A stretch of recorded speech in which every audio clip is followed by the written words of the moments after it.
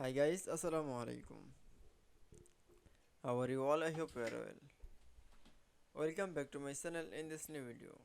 Today's video, how to insert 4 separate tables side by side in Google Docs. So let's started. At first, open a Docs file. Firstly, create a table and going to the insert menu option and click for the table option. Then create a table.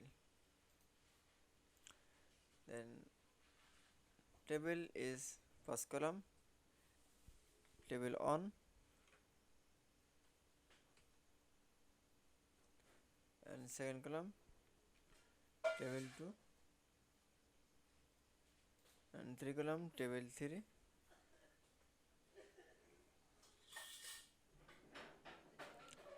and 4 column, table 4.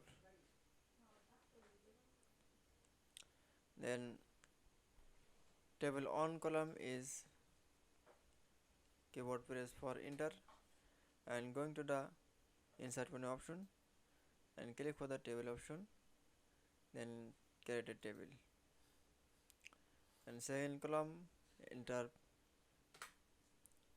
and going to the insert menu option and click for the table option, then create a table.